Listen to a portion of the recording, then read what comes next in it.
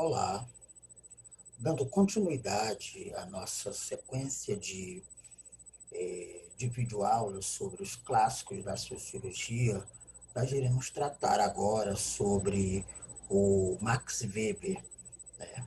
A gente já falou um pouco de Augusto Comte e depois trabalhamos o Emile Durkheim, e agora a ideia é a gente conversar um pouco sobre a contribuição ou pensamento do Max Weber nessa compreensão da sociologia como uma ciência social que precisa ser compreendida é, por nós, né? Então, para início de conversa, a gente vai dizendo aqui que Max Weber ele nasceu e teve sua formação intelectual no período, né, onde aconteceu as primeiras disputas sobre a metodologia das ciências sociais, né, quando começava a surgir na Europa, sobretudo em seu país, a Alemanha, essa compreensão da filosofia, da sociologia como uma ciência social, né? Daí aqui a gente tem o texto aqui, um pouco da biografia do Max Weber, vale a pena dar uma estudada, né, para conhecer um pouco mais do contexto onde ele estava inserido. Nós não vamos nos ater aqui, porque está aí no texto, né? Mas, bem, a sociologia de Max Weber, ou a sociologia weberiana, ela se caracteriza é, por um dualismo entre a ideia de racionalismo e irracionalismo. Nesse sentido, o racionalismo seria o quê? Uma rotina social, né, com estabilidade, tradição, legalidade, continuidade, espírito científico e pragmático do Ocidente. Um pouco nessa linha que ele vem é, é, atuando, seu discurso, a sua produção, né, sacrificando a espontaneidade da vida dos cálculos e a seleção dos meios para serem atingidos fins previamente escolhidos. Então, a sociologia, segundo Max Weber, vai caminhar aí por esses dois momentos. O racionalismo, entendendo assim, e o irracionalismo como essa ideia de crenças, de mitos, de sentimento e ação carismática. Basicamente, a gente vai tentar, né, discorrer sobre a sociologia weberiana, andando por esses dois viés. Do racionalismo, pegando essas ideias, né, mais é, é, é, organizadas, vamos dizer assim, e essa ideia do irracionalismo que perpassa pelo campo dos mitos, dos sentimentos e das crenças, até da ação carismática. Mas aí o Max Weber tem uma ideia, né, que é assim, o grande atrativo da teoria weberiana, que é a ação. Ele vai tratar de ação social. Enquanto Durkheim vai tratar da sociologia a partir de um fato social, o Max Weber vai tratar da ação social.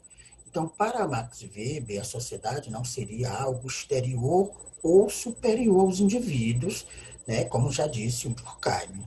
Para Max Weber, a sociedade pode ser compreendida a partir do conjunto das ações individuais reciprocamente referidas. Por isso, o Max Weber ele define como objeto da sociologia exatamente a ação social. Então, para Weber, ação social é a sua definição aí do objeto da sociologia, diferente de Durkheim, que vai tratar do fato social. Pois bem, nesse sentido, o que é ação social para Weber? Weber vai dizer que ação social é qualquer ação que o indivíduo faz orientando-se pela ação dos outros. Ou seja, a ação social é quando o indivíduo desenvolve uma ação a partir da influência dos outros sujeitos que compõem esse mesmo espaço, essa mesma sociedade. Um exemplo disso, ele vai dizer, né, é, por exemplo, um eleitor, ele define seu voto orientando-se pela ação dos demais eleitores. Ou seja, temos aí a ação de um indivíduo, mas essa ação só é compreensível se percebemos que a escolha feita por ele tem como referência o conjunto das demais escolhas dos eleitores. Então, aí temos uma ação social. E assim, Weber diria que a toda vez que se estabelece uma relação significativa, isso é, algum tipo de sentido entre as várias ações sociais, é exatamente aí que teremos o que a gente conhece como relações sociais. Ou seja, as relações sociais que vai estabelecer aí a ação social. E o que é essa é, é, que são essas relações sociais? É exatamente, né, esse sentido que se dá às várias ações sociais que os indivíduos vão estabelecendo e construindo e influenciando uns nos outros. Então, aqui está o conceito. A ação social é a conduta humana dotada de sentido. O sentido motiva a ação individual, né? Então, quando a sociedade passa a dar sentido a uma determinada coisa, então aquele indivíduo é motivado a fazer aquilo. Nesse sentido, a gente tem aí a ação social para Weber. E Weber ainda vai dizer que cada sujeito age levado por um motivo que se orienta pela tradição, por interesses racionais ou até pela própria emotividade. Então, cada indivíduo vai agir, né, vai cometer essa ação social dependendo ali dos motivos e cada indivíduo vai ser motivado pode ser motivado por motivos diferentes, tanto do ponto de vista da tradição, aprendeu assim, ou por algum interesse racional, algum objetivo específico ou até pela questão da emotividade. Bom, a ação social ela vai gerar efeitos sobre a realidade em que ocorre. Cada vez que se pratica uma ação social, ela vai gerar efeitos sobre a realidade, cada vez que praticamos as nossas ações. É o indivíduo que, através dos seus valores sociais e de sua motivação, que vai produzindo esse sentido da ação social, né? E aí é preciso entender os valores sociais. Aqui na nota de rodapé, a gente tem uma referência para os valores. Cabe dar uma olhadinha aí para a gente entender melhor os valores. Mas, assim, de modo geral, a gente tem já essa compreensão, né? Então, a transmissão destes valores, desses valores comuns, de uma geração para outra, é chamado de socialização, que é uma forma inconsciente da coesão social, né? Pode ser também consciente, geralmente ela vai se dar de forma inconsciente, quando uma família, quando um pai, quando uma geração vai transmitindo aqueles valores, né, para as gerações vindouras, para as gerações que estão vindo, e assim permanece essa transmissão de valor. Exemplo desses valores sociais, né, é o respeito, questão da honestidade, da solidariedade, e, enfim, são valores que a sociedade conserva e vai passando. Só existe ação social quando o indivíduo tenta estabelecer algum tipo de comunicação a partir de sua ação com os demais. Entenda, a ação social é quando o indivíduo, na sua individualidade, pratica uma ação e que essa ação tem relação, foi a partir de um processo de comunicação com os demais sujeitos dessa sociedade, né? Então, podemos pensar em diferentes tipos de ação, segundo Durkheim, né? Aí a gente tem aqui alguns tipos de ação, que o Durkheim vai falar da ação tradicional, da ação carismática, da ação afetiva, da ação social racional e da ação política. Aqui é interessante a gente atentar para entender o pensamento do Durkheim, melhor, do Weber, desculpa, e entender como é que a gente, né, vai fazendo essa ação social no dia a dia, nessa perspectiva do Durkheim. Então, a ação tradicional para ele é aquela determinada por um costume ou um hábito arraigado. É aquilo que a gente já vai aprendendo desde cedo, a partir das nossas relações com os nossos pais, familiares e tal. Então, é um costume ou um hábito arraigado, cultural, vamos dizer assim, que faz parte da tradição da nossa formação. E aí a gente reproduz isso. E vai fazendo isso porque aprendeu que era assim. A outra ação é a ação carismática.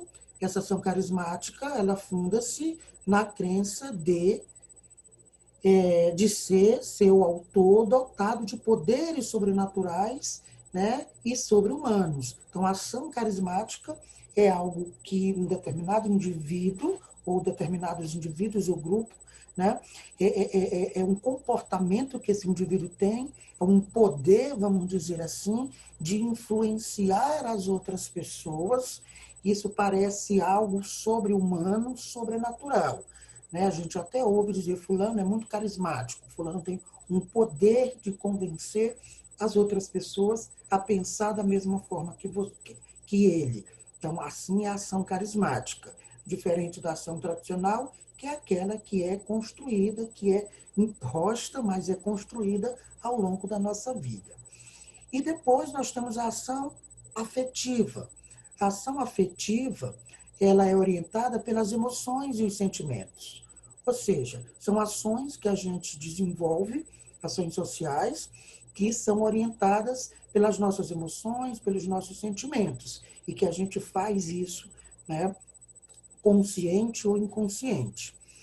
E depois temos a ação social racional, que é determinada pelo cálculo racional, que coloca fins e organiza os meios necessários. Ou seja, uma ação racional, ação social racional, é aquela que você visa alcançar determinado objetivo. Você faz ela de forma calculada, de forma pensada, de forma racional. Por isso está aí o nome. Para organizar, para alcançar determinado objetivo na sua vida, enfim. É uma ação planejada, vamos dizer assim. E, por último, a ação política. Essa ação política, ela exerce 3 tipos de dominação que precisam ser legitimados, que é a ação carismática, a tradicional e a legal.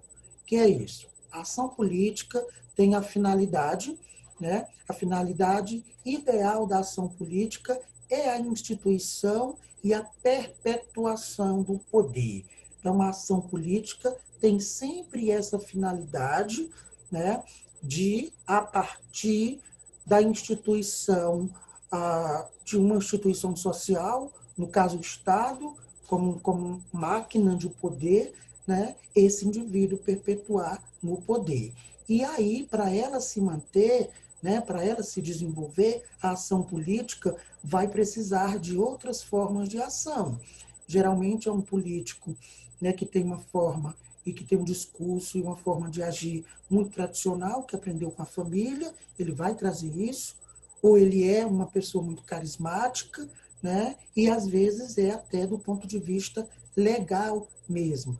Então, a ação política vai precisar aí dessas outras formas de ação para garantir a sua perpetuação no poder, pois é uma ação que está ligada a essa questão da política. Né? Então, aqui a gente tem o método compreensivo, defendido por Weber, consiste em entender o sentido que essas ações de um indivíduo ela contém e não apenas o aspecto exterior dessas mesmas ações. Quer dizer, Weber vai desenvolver uma ideia aí de método compreensivo, que ele vai dizer que é importante, né, que se desenvolva um método compreensivo para entender como é que isso vai se efetivar na sociedade. E esse método compreensivo consiste exatamente em entender o sentido que essas ações, né, têm no indivíduo, mas também que ele transmite para as outras pessoas, né? E aí ele vai trabalhar alguns conceitos, a gente não vai aprofundar tanto, que é dizer que toda ação ela é carregada de sentido. A ação social ela é carregada de sentido, senão ela não é uma ação social efetivamente.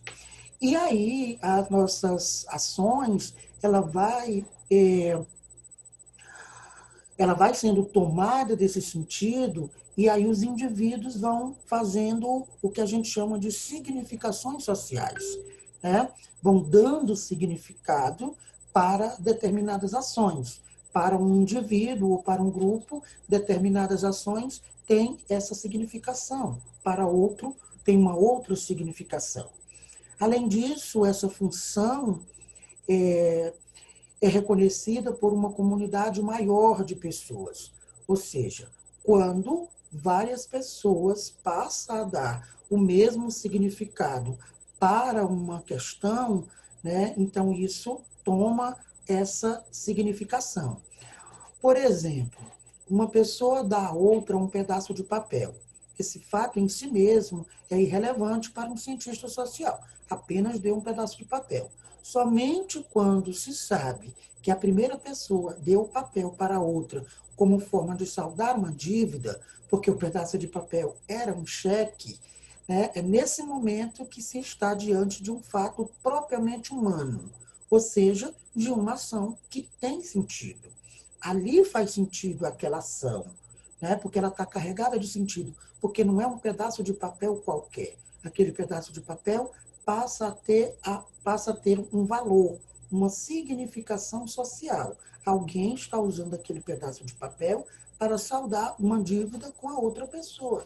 Então, tem um significado para quem está dando o pedaço de papel, mas também tem um significado para quem está recebendo o pedaço de papel, né? E para as outras pessoas também, não é apenas para aqueles dois. Então, nesse sentido, a gente vai vendo as ações, né, carregadas de sentido, e aí o grupo maior, a comunidade, um grupo maior de pessoas, passa a atribuir esses mesmos sentido, e aí essa ação toma significação social, né? Para entender um pouco dessas ações sociais ali falada pelo Max Weber. Depois, Max Weber vai trabalhar a ideia de conhecimento, dizendo que conhecimento são os acontecimentos pensados, né, racionalizados, não apenas vividos. Então, o Weber vai trabalhar a ideia de conhecimento. O que é conhecimento? São as coisas que acontecem, mas que são pensadas, que são racionalizadas e refletidas. Um conhecimento não é apenas um acontecimento que aconteceu ali e ninguém deu a importância, ninguém pensou, ninguém racionalizou. Passa a ser conhecimento quando passa a ser pensada, racionalizada, não apenas vivido, né? E nesse sentido vai tomando um valor. Tá, professor, mas o que é conhecimento? Ainda para Max Weber. O conhecimento é a relação entre uma consciência e um objeto que se quer conhecer. Ou seja, o conhecimento é quando eu, indivíduo, sujeito, lanço mão de um objeto, desta caneca, e passo a conhecer esse objeto. Nesse momento aí, a gente tem uma relação entre o sujeito e o objeto, no sentido de produzir conhecimento. Eu vou me apropriar, saber que essa caneca é grande, é pequena, é dura, é mole, enfim, aí eu vou me apropriando e vou internalizando, né, na minha cabeça essas ideias, né, essa consciência sobre a coisa. O conhecimento é o saber acumulado pelo homem através das gerações. Então, ao longo da história, o homem vem produzindo conhecimento. É produto da ação e do pensamento, que vai gerar exatamente a ação.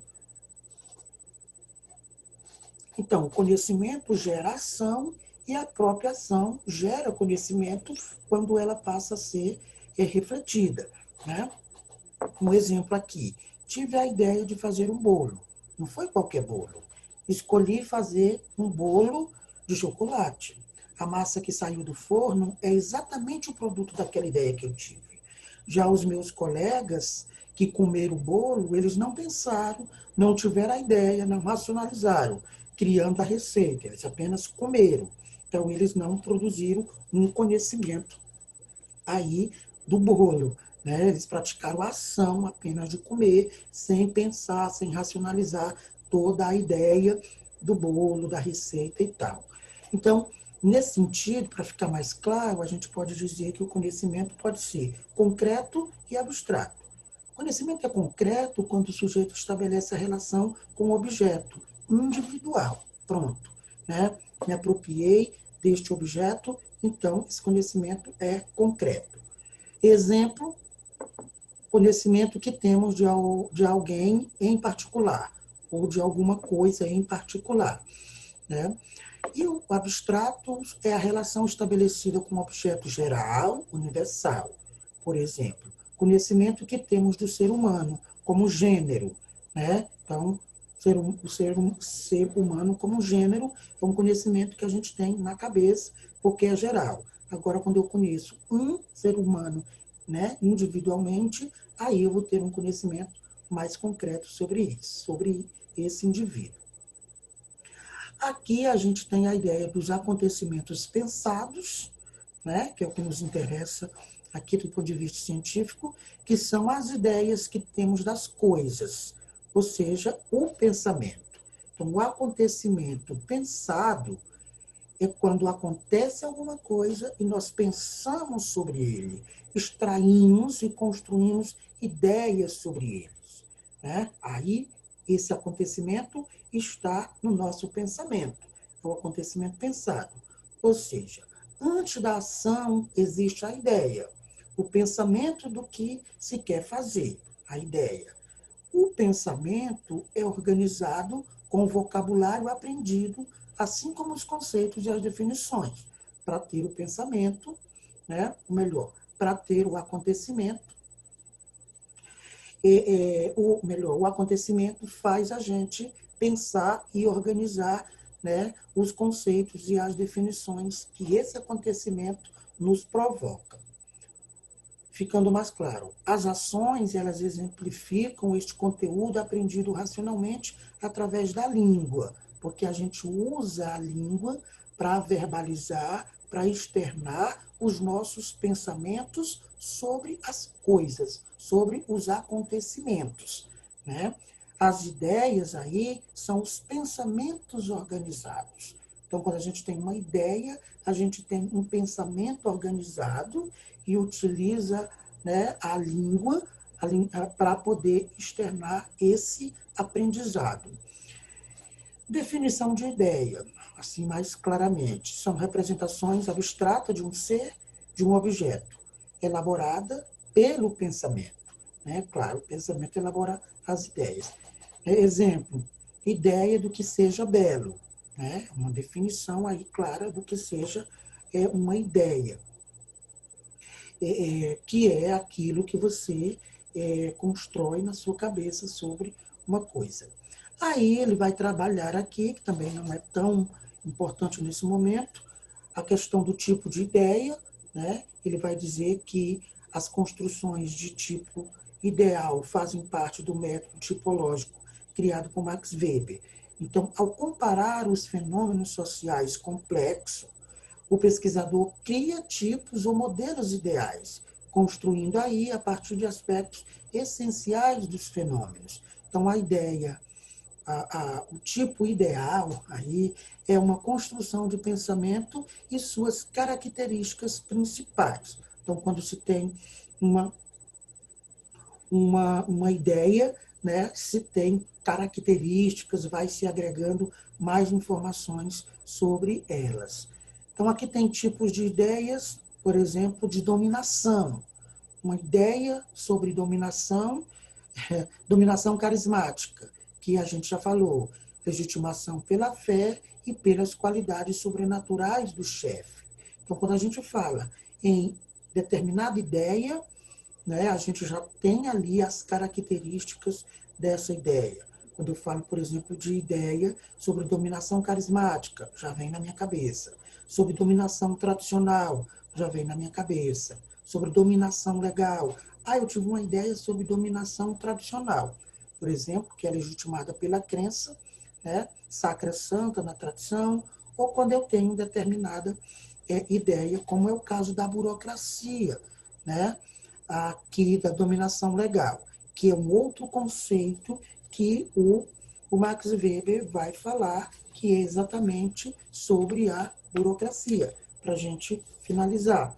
Ele vai dizer que o Estado moderno, com suas inúmeras atribuições, reclama, né, a existência de uma ampla estrutura organizacional constituída por funcionários sujeitos à hierarquia e a regulamentos. Então, quando a gente fala em burocracia, parece, em geral, assim, algo pejorativo, associado à lentidão, né, com que se cumpre os trâmites administrativos e a existência de estrutura um tanto abstrata que rege as atividades humanas sem levar em conta as circunstâncias concretas e as necessidades individuais. Então, quando a gente fala em burocracia, parece algo demorado, algo difícil, que não quer nem saber, né, das suas circunstâncias, das suas individualidades.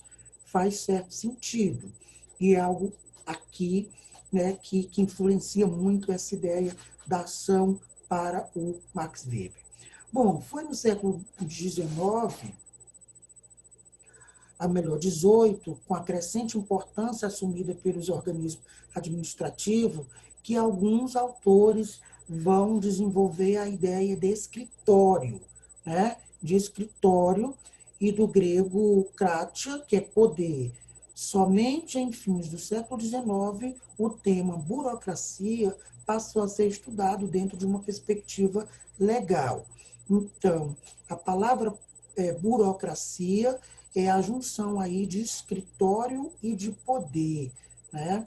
Que está relacionado com essa questão da hierarquia, que tem um chefe, que tem alguém que manda e alguém mais abaixo e tal.